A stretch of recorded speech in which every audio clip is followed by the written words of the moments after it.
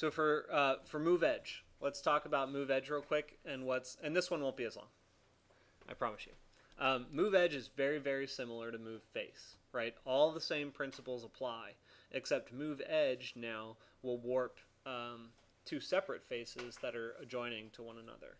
So just to give you a quick sense of what it looks like, I'm going to turn project off, and I'm going to activate MoveEdge, and I'm going to select just this top edge. Notice how now it's not selecting a face, it's only selecting one particular edge.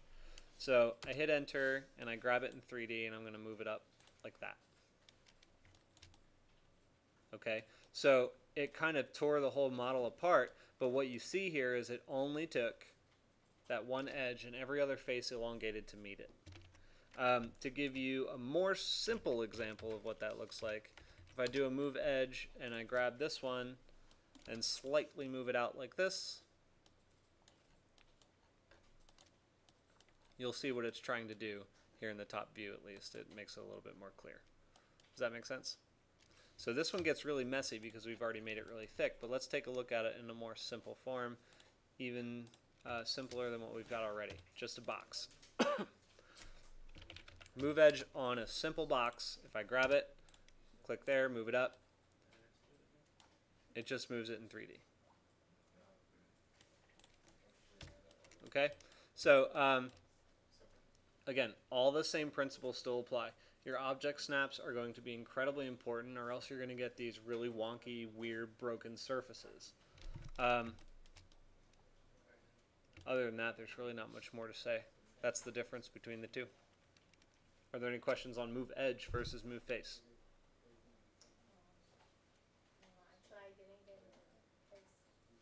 Okay, I'll explain it a little more. So, I don't think I understand how that would be applicable in the box that the cube that we're working on. Sure, yeah, okay. Yeah, I can go in. Is that like Move edge or move face? well, I think Or both?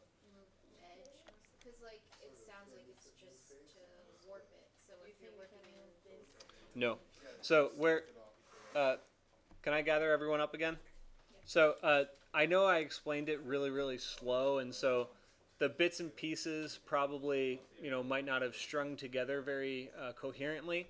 But what I am getting at is that if you want something like this, where you've got, let's say, let me do a move face real quick and get it out of sync.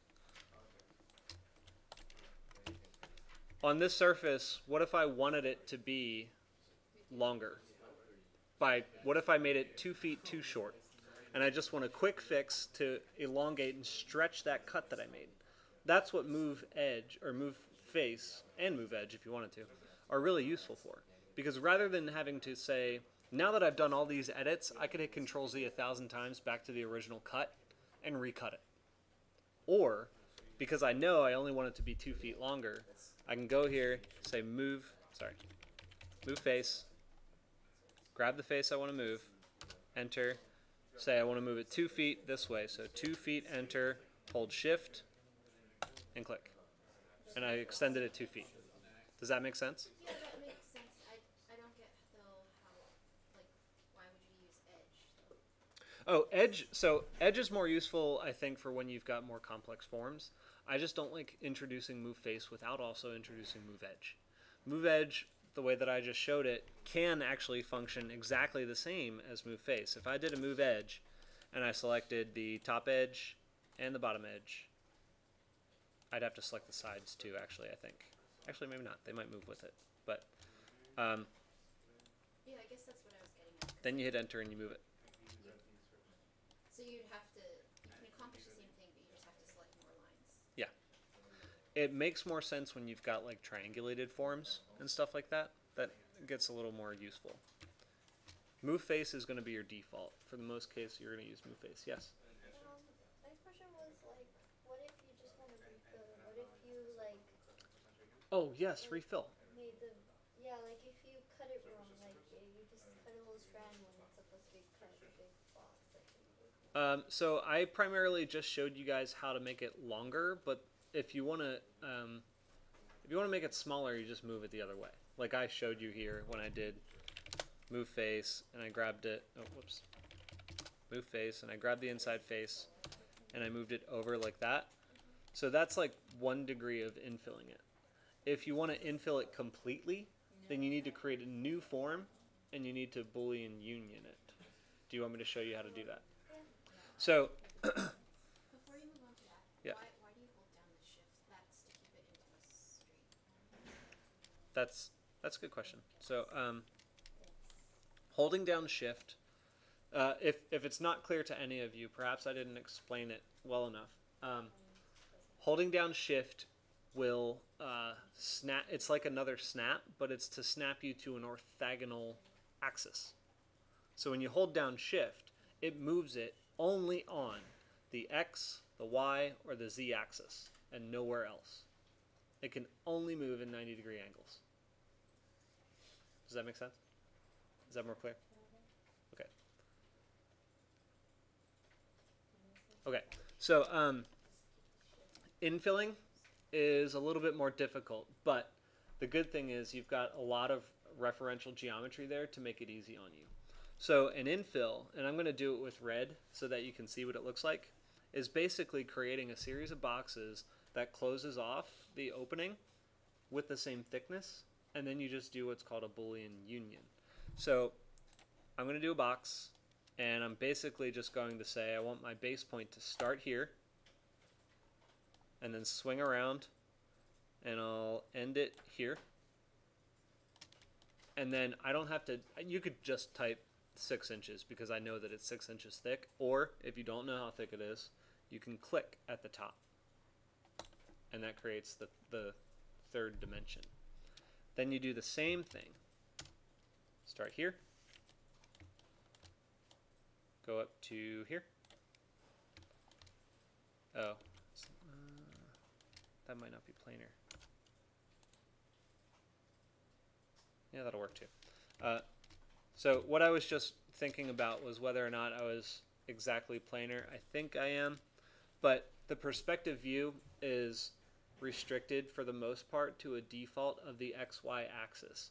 So when I wanted to create a box and start here and then reference up to the top side, it tries to, but it won't let me. See how you've got a line here going that way?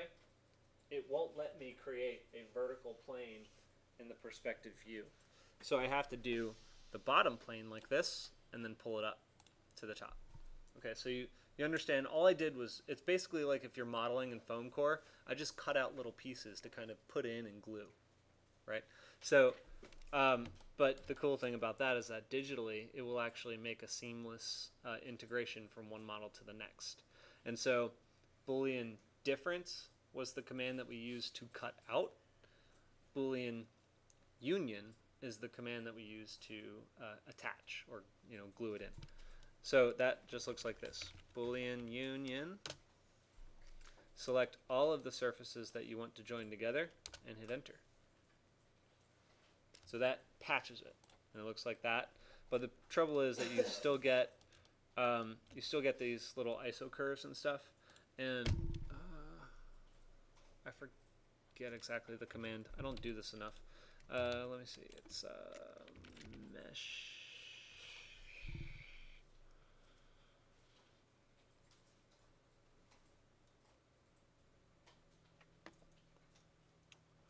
Oh my. It's been too long since I've done this. Let me go back into our file structure. I know I have it somewhere. Just a sec. Myself about these things.